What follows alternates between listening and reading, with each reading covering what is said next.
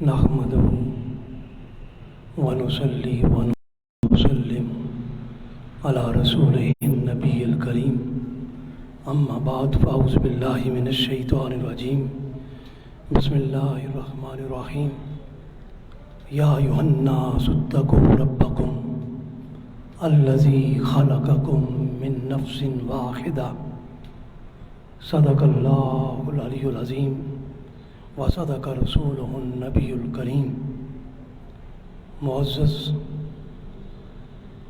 حاضرین و ناظرین گرامی قدر، عزیز طلباء و طالبات، ہمارا آج کا موضوع ہے فلاح انسان میں علم تصوف کا کردار اصلاح۔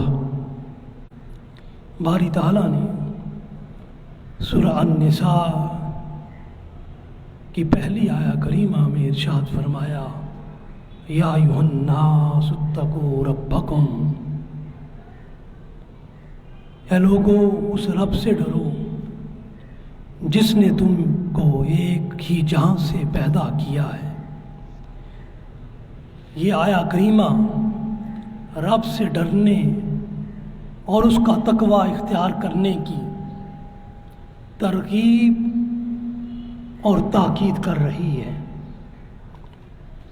انسان کا اپنے دل میں اللہ کا تقوی اور زہد اور ان کیفیات تقوی میں استمرار پیدا کر لینا ہی تصوف و سلوک ہے۔ تصوف اپنے پہلے مرحلے میں زہد و ورع اور تقوی سے گزرا ہے۔ عہد رسالت مآب اور عہد صحابہ و تابعین میں تصوف کا یہی رنگ ہمیں نظر آتا ہے۔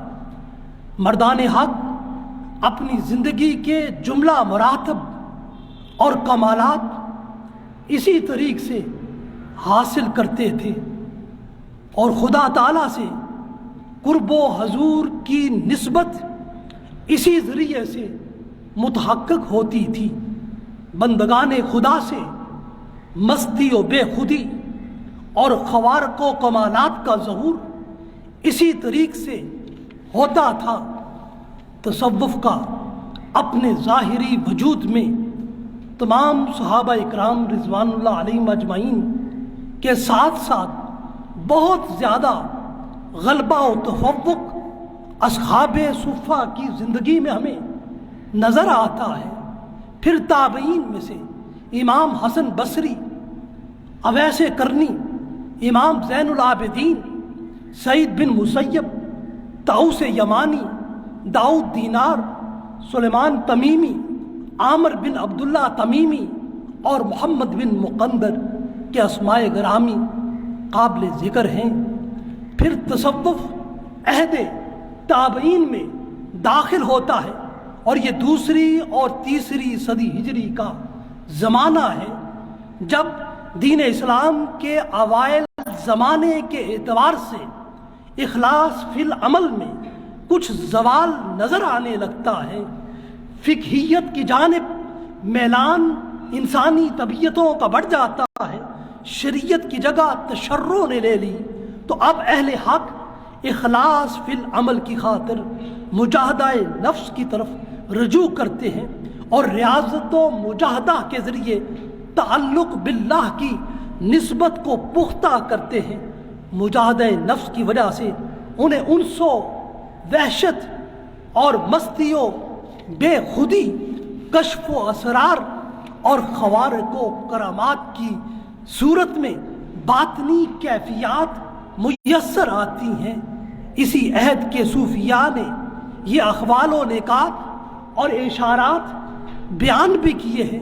اس مرحلے میں تصوف کے راہبر اور سرخیل رابعہ بصری، حبیب عجمی، مالک بن دینار، فضیل بن ایاس، عبداللہ بن مبارک، ابراہیم بن عدم، بشر الحافی، شہبان رائی، ذنون مصری، حارث الحاسبی، بایزید بستامی، سری سکتی، جنید بغدادی، سہیل بن عبداللہ تستری جیسی شخصیات ہمیں نظر آتی ہیں۔ حاضرین و ناظرین گرامی قدر، تصوف جب اپنے اگلے مرحلے میں داخل ہوتا ہے تو صاحبان تصوف نے باطنی احوال و کیفیات کو اپنا مطمع نظر بنایا اور خواص الخواص حسن اعمال و احوال سے گزر کر مقام جذب تک جا پہنچے۔ اسی جذب کی وجہ سے ان پر نسبت توجہ کا راستہ منکشف ہوا اور تعینات کے پردے چاک ہوئے اور ان کو مشاہدہ حق تک رسائی ہوئی۔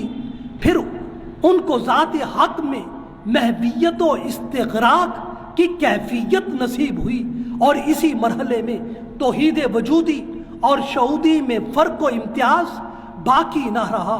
اس عہد میں شیخ ابو سعید خزار، ابو الحسن خرقانی، ابو علی رودباری، ابو الفرخ توسی، ابو بکر شبلی، ابو القاسم کوشیری، ابو عثمان المغربی کے نام قابل ذکر ہے۔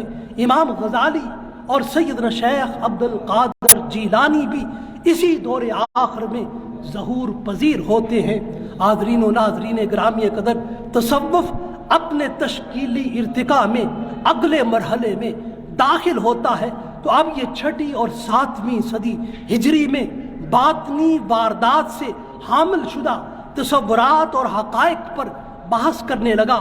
یہ ظہور وجود کے مدارج اور تنزلات پر بحث کرنے لگا۔ یہ تصوف بعد طبیعیاتی مسائل اور فلسفیانہ افکار پر بات کرنے لگا۔ نظریہ وحدت الوجود اور اس کے دلائل نظری پر کلام کرنے لگا۔ شیخ اکبر محی الدین ابن عربی، شیخ ابن الفارز حموی نے اس دور تصوف کو اپنی تصنیفات میں بیان کیا ہے۔ اس دور کی مباحث کو بڑی علمی زبان میں دلائل و براہین کے ساتھ بیان کیا ہے۔ شیخ عطار، عارف رومی، مولانا جامی نے شعر و نظم کے دلکش، وجد آور اور زود اثر پیرائے میں ان حقائق کا احاطہ کیا ہے۔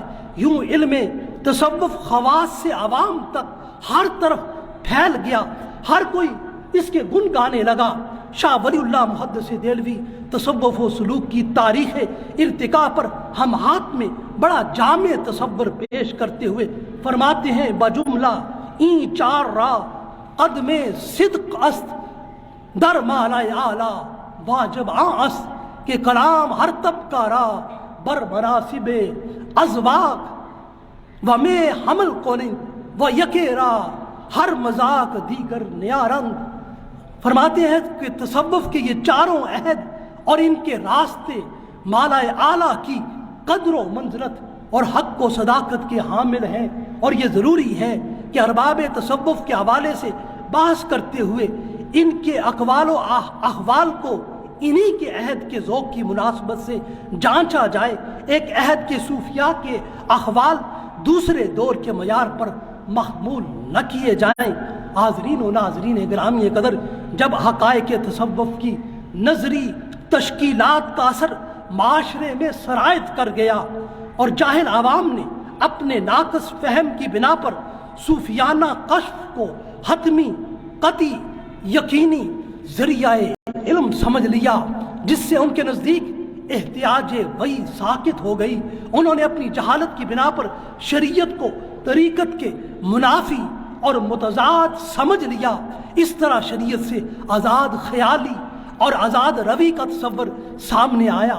پھر اس کے رد عمل میں تصوف پر تنقید کا دور شروع ہوا، اور بعض نے تنقید میں انتہا پسندانہ سوچ اختیار کرتے ہوئے اسلام کے احوال اصلاح اور تزکیہ نفس اور تعمیر شخصیت اور اخلاص فی العمل کے اس علم تصوف کا ہی سرے سے انکار کر دیا، اور اس علم کو مسلمانوں کی اصل ماننے ہی کے وہ منکر ہو گئے، حتیٰ کہ اپنے متشدد انکاری رویے کی وجہ سے وہ بے شمار آیات اور حدیث کو نادانستہ اور لا علمی اور بے خبری میں ترک کر کے اس علم کی اصل کو ہندو مت سے ماننے کے لیے آمادہ ہو گئے، اور بعض ہندو زعما نے بھی برصغیر پاک و ہند کے تناظر میں اپنی برتری ظاہر کرنے کے لیے تصوف کو اپنی طرف منسوب کر کے مسلمان معاشرے میں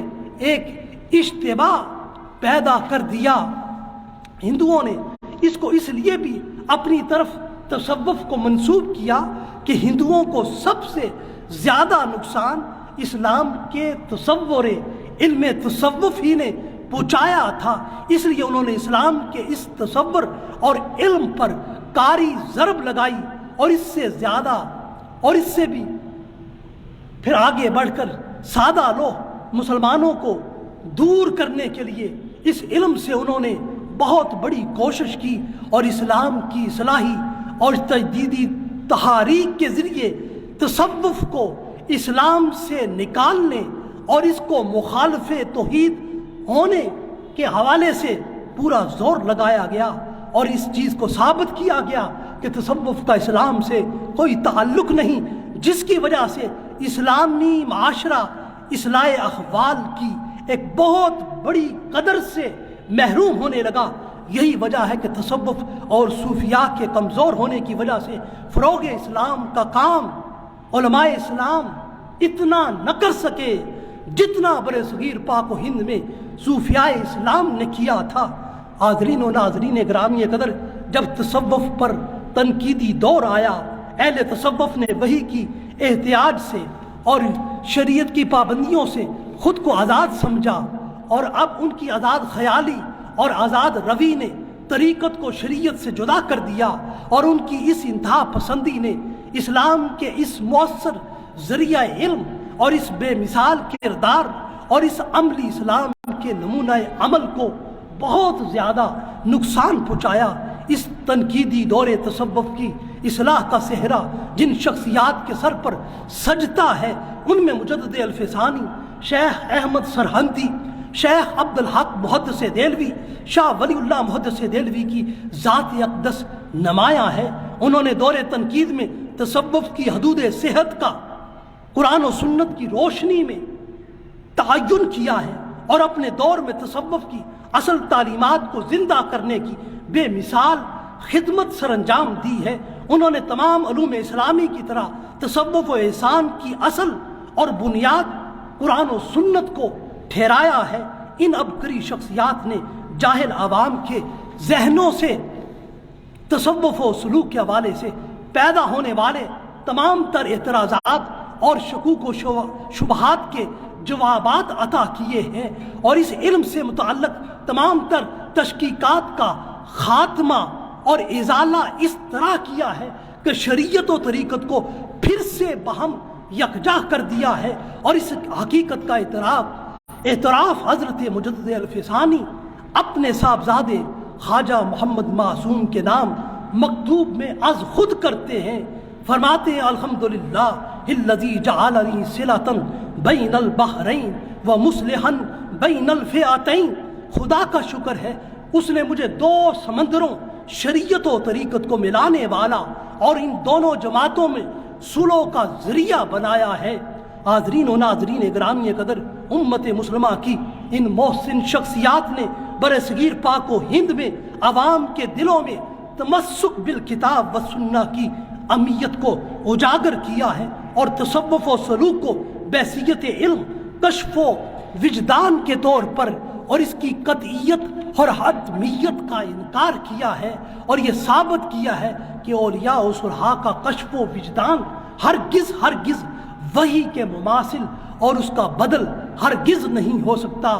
اس اعتبار سے یہ کشف و وجدان حتمیت اور قطعیت کا درجہ کبھی بھی نہیں رکھتا ہے، اور اس حقیقت کو بھی تصور اعتدال اور تصور تطبیق کے ساتھ واضح کیا ہے کہ مذہبی صوفیانہ واردات حق ہیں، ان کا مطلقاً انکار نہیں کیا جا سکتا، لیکن اس کے باوجود ان کی حیثیت ایک باطنی کیفیت اور روحانی ادراک کسی ہے، اور یہ ادراک اصحاب ولایت کے مختلف درجات کے اعتبار سے مختلف بھی ہو سکتا ہے۔ اس ادراک کا کلیتاً انحصار نفس کے مقام تزکیہ پر قائم ہے۔ اس بنا پر کشف و وجدان کے ذرائع سے حاصل ہونے والا علم میزان شریعت پر تل کر اپنی صحت اور عدم صحت کا تعین کر سکتا ہے اور اپنی حقیقت اور حیثیت کا اثبات کرا سکتا ہے، لیکن اس کے ساتھ ساتھ کسی بھی مسلمان کو یہ حق از روئے شرع حاصل نہیں ہے کہ وہ حقیقت اور حیثیت وجدان اور تزکیہ نفوس کے مقامات اور ان کی عملی واردات کو سمجھے بغیر بعض شاعر ظاہری تعارض کی بنا پر کلیتاً تمام ذخیرہ علم و طریقت و حقیقت، علم تصوف و تزکیہ اور علم احسان و سلوک کا سرے سے انکار ہی کر دے کہ تصوف کا اسلام سے کوئی تعلق نہیں۔ اس لیے یہ انکار شریعت کی کامل تفہیم سے سراسر جہالت کا ثبوت ہے اور اس کا اظہار ہے۔ حاضرین و ناظرین گرامی قدر، مجدد الفسانی شیخ احمد سرہندی، شیخ عبدالحق محدث دہلوی، شاہ ولی اللہ محدث دہلوی کی علم تصوف و سلوک کے حوالے سے فکر کو آگے بڑھاتے ہوئے اقبال نے بھی تصوف و سلوک کو ایک مؤثر علم اور اس کی عملی مذہبی اساس مانا ہے۔ اقبال کہتا ہے یہ علم تصوف مسلمانوں کے لیے عملی مذہبی نمونہ و تجربہ ہے اور یہ ایک زندہ ریلیجیس ایکسپیرینس ہے۔ اس کی بنیاد اور اس کی اساس عقلی برہان پر استوار ہے اور اس کے ذریعے علم معرفت حاصل ہوتا ہے، اور یہ ایک ناقابل انکار حقیقت کا اسلام میں درجہ رکھتا ہے۔ حاضرین و ناظرین گرامی قدر، انسانی معاشرے میں فرد اور معاشرے کو اسلامی تعلیمات کے سانچے میں کیسے ڈھالا جا سکتا ہے، اس سوال کا جواب علم تصوف و سلوک دو اعتبار سے ہمیں دیتا ہے۔ ایک تصوف کو مسلم معاشرے کے ہر شخص کے نفس کے تزکیہ کے لیے لازمی قرار دیتا ہے، اور دوسرا پورے معاشرے کو اسلامی تعلیمات کے عملی تجربات اور مشاہدات اور اسلام کی تعلیمات کی قلبی اور ذہنی اور روحانی واردات تک پہنچا کر ان کو مطلوبہ کردار کا حامل بناتا ہے۔ تصوف و سلوک یہ کہتا ہے کہ پہلے ہر شخص اپنی انفرادی اصلاح کی طرف دیکھے، جس اسلام کو عملاً زندگی میں وہ اختیار کرنا چاہتا ہے اس کا مبدأ کیا ہے۔ یقیناً وہ وحی الہی ہے اور یہ وحی منزل من اللہ ہے۔ دوسرا یہ دیکھے اسلام کی ماہیت کیا ہے، وہ اللہ اور بندے کے ساتھ نسبت عبودیت کا تحقق اور اس بات ہے۔ اور تیسرا سوال یہ سمجھے کہ اسلام کی غایت کیا ہے۔ یقیناً وہ غایت اسلام یہ ہے کہ ہر فرد کو صالح اور نیک بنایا جائے، یوں اسلام کے سارے معاشرے کو صالح بنایا جائے، اور اسی طرح اسلام کو ہر دور میں مقصد بعثت رسالت کی منزل سے ہمکنار کیا جائے، اور وہ کیا ہے؟ قرآن نے بیان کیا، هو الذی ارسل رسولہ بالہدی ودین الحق لیظہرہ علی الدین کلہ ولو کرہ المشرکون۔ اسی غلبہ اسلام کے تصورات پر پھر ساری دنیا میں انسانیت کی سربلندی اور رفت ظاہر ہو، اور دنیا کے سارے انسانی معاشروں میں وحدت انسانی نسل انسانی کا تصور پایا جائے۔ حاضرین و ناظرین گرامی قدر، افراد معاشرہ اعلیٰ انسانی اخلاق کے ساتھ جد و جہد کرنے والے ہوں، اور ان کی جد و جہد کے نتیجے میں فرد اور معاشرہ ہر قسم کے خوف و غم سے محفوظ ہو جائیں، اور ایسا اسلامی معاشرہ وجود میں آئے جو توحید خالص پر قائم ہو اور ہر قسم کے شرک سے پاک ہو جائے، اور رسول اللہ کی کامل اطاعت، محبت اور غیر مشروط وفاداری پر وہ معاشرہ استوار ہو، اس کے سارے افراد میں بھی یہی خوبی پائی جائے۔ یہاں ذہن میں سوال پیدا ہو سکتا ہے کہ آخر اسلام وحدت لوہے نسل انسانی کا حامل معاشرہ کیوں بنانا چاہتا ہے؟ اس کی وجہ یہ ہے کہ انسان اپنے سامنے پوری تاریخ انسانیت میں دیکھتا ہے کہ معاشرے کی وفاداریوں کے 3 اسلوب ہر دور میں پائے گئے ہیں۔ ایک انسانی معاشرے میں جغرافیائی وفاداری اس کی وحدت بنتی ہے، اور دوسرے میں اس کی نسلی اور لسانی وفاداری اس کی وحدت بنتی ہے، اور ایک معاشرے میں اس کی معاشی وفاداری یہ وحدت بنتی ہے۔ یہ تینوں وفاداریاں معاشرے کو باہم جکڑ کر اور یکجا اور اکٹھی رکھتی ہیں، مگر یہ تینوں وفاداریاں محدود ہوتی ہیں۔ وہ معاشرہ جو محدود وفاداریوں پر قائم ہوتا ہے، اس کا طرز عمل دوسرے انسانوں کے ساتھ بغض و عناد اور حسد و کینہ کا ہوتا ہے، اور اس میں ہمہ گیر مقصدیت کا فقدان ہوتا ہے۔ اس بنا پر اسلام نے معاشرے کو بغض و عناد سے بچانے اور محدود وفاداریوں کی اذیت سے دور رکھنے کے لیے وحدت نسل انسانی کا تصور دیا ہے، تاکہ اسلامی معاشرے میں وفاداری لامحدود ہو اور عالمگیر ہو۔ قرآن حکیم کی یہ آیات اسی تصور وحدت نسل انسانی کو واضح کرتی ہیں۔ ارشاد باری تعالیٰ ہے، یا ایھا الناس اتقوا ربکم الذی خلقکم من نفس واحدہ، ہے لوگو اپنے رب سے ڈرو جس نے تم کو ایک جان سے پیدا کیا ہے۔ مزید برآں فرمایا، ایک وقت وہ بھی تھا جب ساری نسل انسانی وحدت کی لڑی میں پروئی ہوئی تھی۔ کان الناس امۃ واحدہ، لوگ ابتداءً ایک ہی جماعت تھے۔ اسلام انسانی معاشرے کا مجموعی تعارف یہ دیتا ہے کہ اسلامی معاشرہ اعلیٰ انسانی اصولوں پر قائم ہوتا ہے۔ اس معاشرے کے افراد قانون معروف یعنی مسلمہ انسانی اصولوں اور بہترین انسانی ضابطوں اور شریعت سے مستنبت اعلیٰ قدروں کو فروغ دیتے ہیں، اور معاشرے کو تباہ و برباد کرنے والی ساری قوتوں اور قدروں اور معاشرے سے انسانی وحدت کو ختم کرنے والے رواجوں، رسموں اور انسانی منفعت میں حائل رکاوٹوں کو ختم کرتے ہیں۔ اس لیے اسلام اپنی تعلیمات کے ذریعے اس اعلیٰ اور مثالی معاشرے کا تصور یوں دیتا ہے۔ فرمایا، کنتم خیر امۃ اخرجت للناس تأمرون بالمعروف وتنہون عن المنکر وتؤمنون باللہ۔ سورہ آل عمران میں فرمایا، تم بہترین امت ہو جو لوگوں کے لیے برپا کی گئی ہے، تم بھلائی کا حکم دیتے ہو، برائی سے منع کرتے ہو، اور اللہ پر ایمان رکھنے والے ہو۔ حاضرین و ناظرین گرامی قدر، اسلامی معاشرے کے افراد کی جد و جہد کا محرک عمل فرائض کی ادائیگی پر منحصر ہوتا ہے۔ دیگر معاشرے مطالبہ حقوق پر قائم ہوتے ہیں، اور یہ معاشرے انفرادی اور اجتماعی حقوق اور فرائض کے باہم تصادم سے متعارف ہوتے ہیں۔ مثلا سرمایہ دارانہ معیشت کے معاشرے میں فرد کو مکمل آزادی حاصل ہے۔ اس معاشرے میں فرد کے انفرادی حق کی حمایت میں اجتماعی حق اور مفاد کو نظر انداز کر دیا جاتا ہے، جبکہ اشتراکی معیشت میں معاشرے میں اجتماعی حقوق کا مطالبہ کیا جاتا ہے اور انفرادی حقوق کی فراہمی کو نظر انداز کر دیا جاتا ہے۔ اور ان سارے معاشروں کے برعکس اسلامی معاشرہ مطالبہ حقوق کی بجائے اعطائے حقوق اور ادائیگی فرض پر قائم ہوتا ہے۔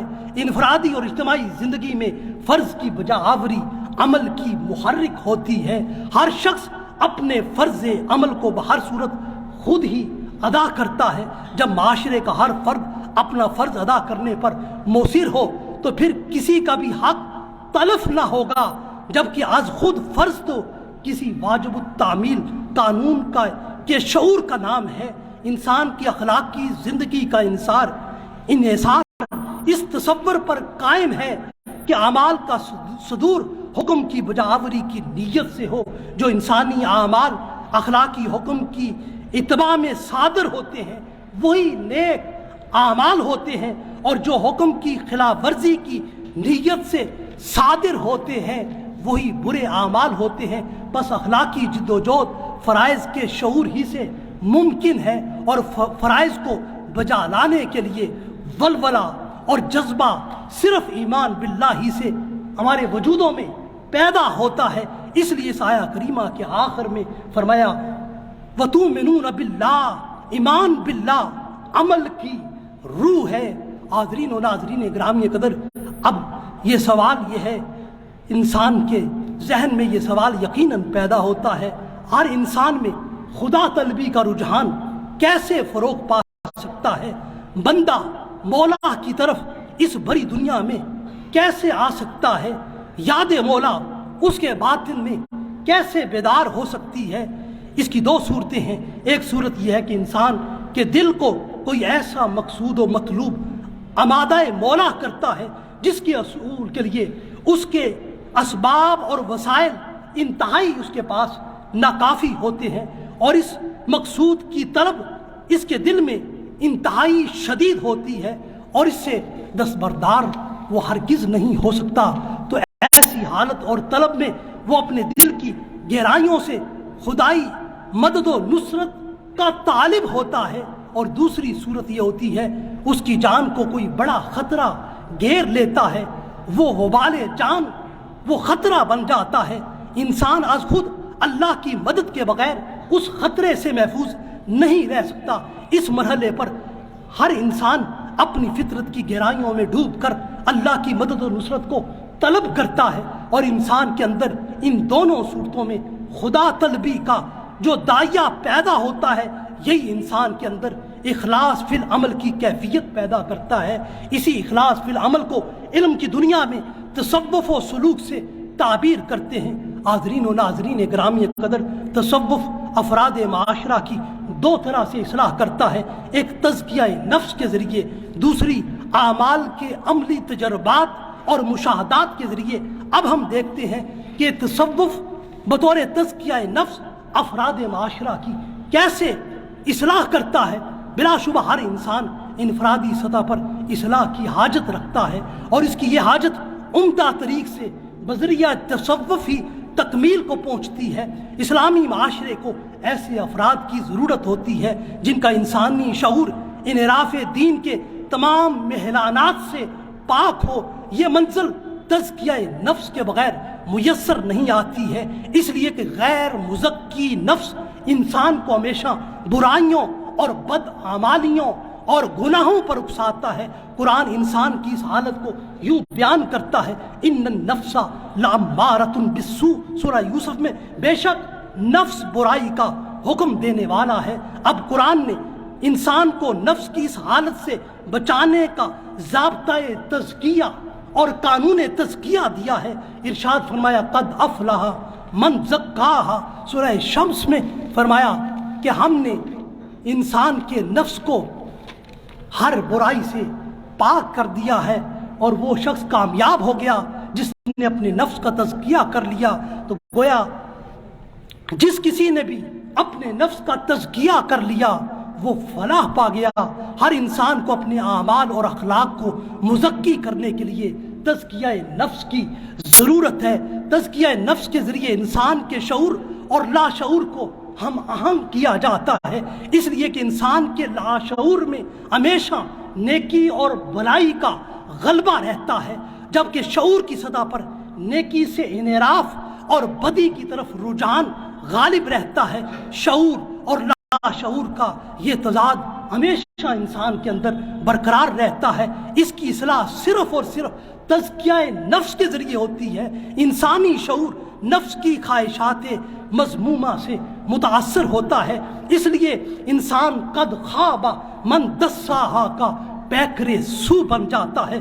شعور کی سطح پر نیکی کے غلبے کے لیے ضروری ہے کہ شعور کے تقاضوں کو لاشعور کے تقاضوں کے تابع کر دیا جائے، تقاضائے بدی کو تقاضائے نیکی کے تابع کر دیا جائے، تو فرد کی یوں اصلاح ہو جاتی ہے۔ اگر نفس کے تقاضائے نیکی کو تقاضائے بدی کے تابع کر دیا جائے تو پھر فرد بگڑ جاتا ہے، معاشرہ خراب ہو جاتا ہے، اور شعور اور لاشعور کے ان تقاضوں کو باہم متوازن رکھنے کے لیے تزکیہ نفس کی ضرورت ہوتی ہے۔ نفس امارہ کو مسلسل برائیوں اور بدعمالیوں سے روک کر ہی تزکیہ نفس کی صورت میسر آ سکتی ہے۔ انسان کو اعلیٰ اخلاق اور تزکیہ نفس کی سعادت اسی وقت میسر آ سکتی ہے جب اس کے نفس کی زیادہ تر قوت و استعداد صرف اور صرف نیکی کے اصول اور نیکی کے فروغ میں صرف ہو، مگر کثافت نفس کی وجہ سے نیکی زیادہ سے زیادہ فروغ نہیں پا سکتی، اور نفس کی زیادہ تر قوت دعایات فاحشہ اور گناہوں میں صرف ہوتی ہے۔ اور اس کی مثال ایسے ہی ہے جیسے کوئی شخص ایک کیاری بناتا ہے، اس میں پودینہ لگاتا ہے، جو اس کیاری میں پودینہ لگتا ہے تو اس کے ساتھ وہاں گھاس بھی از خود اگ آتی ہے۔ اب پودینے کی اچھی پرورش کے لیے اس اضافی گھاس کو اکھاڑ پھینکنا ضروری ہے تاکہ پودینے کی نشو و نما بہت اچھی طرح سے ہو، تاکہ وہ کھاد جو پودینے کی نشو و نما کے لیے ضروری ہے وہ اضافی اور غیر ضروری گھاس کی نشو و نما پر صرف نہ ہو۔ اس کھاد کی ساری غذائی قوت صرف اور صرف پودینے کی نشو و نما پر صرف ہو۔ مالی اس موقع پر اضافی گھاس کو اکھاڑ پھینکتا ہے۔ کسی مربی و مصلح شیخ اور روحانی استاد کا انسان کی شخصیت سے اضافی گھاس، غیر ضروری عادتوں، غیر مصالح اعمال اور اخلاق کو گھاس کی طرح اکھاڑ پھینکنا ہی تربیت فرد کہلاتا ہے، اور قرآنی زبان میں اس کو تزکیہ نفس کہتے ہیں۔ حاضرین و ناظرین گرامی قدر، تزکیہ نفس کا یہ عمل انسان کی فطرت بالقوہ کی فطرت بالفعل پر غلبہ دینے کے ذریعے ہمیں میسر آتا ہے۔ نیکی کی قوت کو بدی پر غالب کرنے سے میسر آتا ہے۔ اس سارے عمل کو تزکیہ نفس کہتے ہیں، اور پھر یہ تزکیہ نفس اپنے مدارج میں نفس امارہ کی اصلاح سے نفس لوامہ کی طرف منتقل ہوتا ہے، پھر نفس لوامہ سے ترقی پا کر نفس مطمئنہ کی طرف بڑھتا ہے، اور نفس مطمئنہ سے ترقی پا کر یہ نفس راضیہ اور نفس مردیہ کی طرف بڑھتا ہے۔ قرآن انسانی نفوس کی ان ساری حالتوں کا ذکر یوں کرتا ہے، ارشاد فرمایا یا ایتھا النفس المطمئنہ ارجعی الی ربک راضیۃ مردیہ، ہے نفس مطمئنہ اپنے رب کی طرف لوٹا اس حال میں کہ تو رب سے راضی ہو اور رب تجھ سے راضی ہو۔ نفس ہمارا انسانی نفس کی پہلی حالت ہے، جبکہ انسان اپنی پہلی حالت کی اصلاح کے لیے بہت زیادہ محتاج ہے، اور اسی طرح دوسری حالتوں میں بھی اصلاح کی شدید احتیاج رکھتا ہے، اور یہ سارا کچھ ایک فرد کی ضرورت ہے۔ فرد ہی سے افراد بنتے ہیں اور افراد ہی سے معاشرہ بنتا ہے۔ تو جب ایک فرد کو اپنی اصلاح کی شدید حاجت ہے، اسی طرح کل معاشرے کو بھی ہر دور میں اپنی اصلاح کی شدید حاجت ہوتی ہے۔ اس لیے رسول اللہ صلی اللہ علیہ وسلم نے کل معاشرے کے ایک ایک فرد کی اصلاح اور اس کی ذمہ داریوں کا احساس دلاتے ہوئے آپ نے ارشاد فرمایا الا کلکم راعی وکلکم مسئول عن رعیتہ، فرمایا اسلامی معاشرے میں بسنے والا تم میں سے، فرمایا ہر فرد ذمہ دار ہے، اور ہر فرد سے اس کی ذمہ داریوں کے بارے میں کل پوچھا جائے گا۔ افراد معاشرہ کی یہ خصوصیات ہی ان کا تزکیہ نفس ہے۔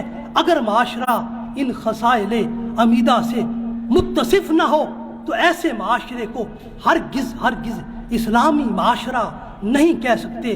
اسلامی معاشرے کو یہ ساری خصوصیات تزکیہ نفس کے بغیر میسر نہیں آ سکتی۔ معاشرے کے لیے تزکیہ نفس کی یہی ضرورت علم تصوف کی احتیاج بنتی ہے۔ حاضرین و ناظرین گرامی قدر، ایک اور دوسری صورت معاشرے کے افراد اور سارے معاشرے کو سنوارنے کے لیے اس دین کی تعلیمات پر عملی طور پر پیرا ہونا ہے، ان کو عملاً اختیار کرنا ہے، جن کے ذریعے سے روحانی مشاہدات ہمیں میسر آتے ہیں۔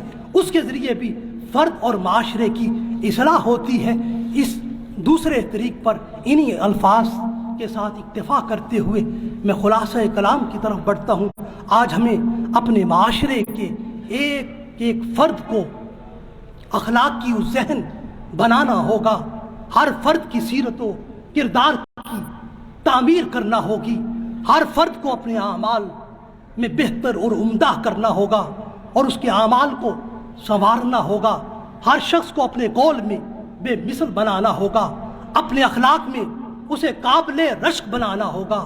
ایسا انسان بنانے کے لیے اس کو علم و تعلیم کی عظیم نعمت سے مزین کر کے اعتقاد، علم اور عمل میں اس کو یکجا کرنا ہوگا، اور اس کو اسلامی تعلیمات کے عملی ثمرات اور ایمانی مشاہدات سے آراستہ کرنا ہوگا۔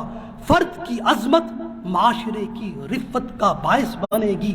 معاشرے کے ہر فرد کی حیثیت خوبصورت محل کے ایک اینٹ کسی ہے، سب اینٹوں کی مضبوطی سے محل مضبوط ہوتا ہے اور خوبصورت دکھائی دیتا ہے۔ اسی طرح فرد کی مضبوطی سے معاشرے کی مضبوطی ہے، فرد کی مضبوطی سے معاشرے کا استحکام ہے۔ آج ہمیں فرد کے ظاہر پر بھی کام کرنا ہے اور اس کے باطن پر بھی ہمیں کام کرنا ہے، اس کے باطن کو بھی ہمیں سنوارنا ہے۔ فرد کے ظاہر کو سنوارنے کے ساتھ ساتھ اس کے باطن کو بھی سنوارنا ہے۔ آج ہمیں اپنے فرد اور معاشرے کو سنوارنے کے لیے محدود معاشرتی وفاداری، جغرافیائی وفاداری، نسلی و لسانی وفاداری، معاشی وفاداری سے بالا تر ہو کر اسلام کی آفاقی وفاداری کی طرف آنا ہوگا، اور محدود وفاداریوں کو چھوڑ کر لامحدود وفاداریوں کی طرف ہمیں بڑھنا ہوگا، اور ہمیں اسلام کی ان روشن تعلیمات کو ہمیں اپنانا ہوگا، اور یقیناً اسی میں انسانیت کی فلاح ہے، اسی میں انسانیت کی بقا ہے۔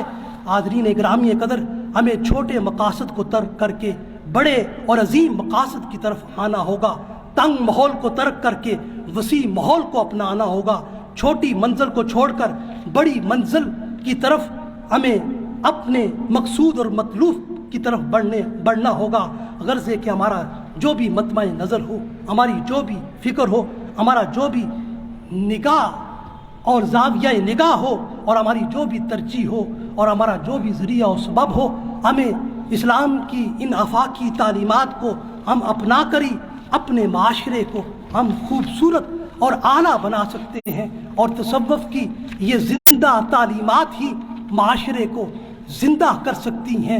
تصوف ہمیں اپنی عملی تعلیمات کے ذریعے ہمارے وجودوں میں ایمان کی بہار کو قائم کرتا ہے، اور ہمارے دلوں کے اندر ایمان کی حلاوت اور چاشنی کو بڑھاتا ہے، اور یہی تعلیمات آج انسانیت کے فلاح کے لیے اور اسلام کی ترقی اور ترویج کے لیے ضروری ہیں۔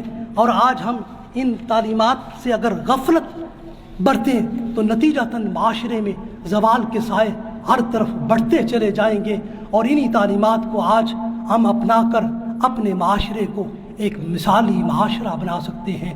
وآخر دعوانا ان الحمد للہ رب العالمین۔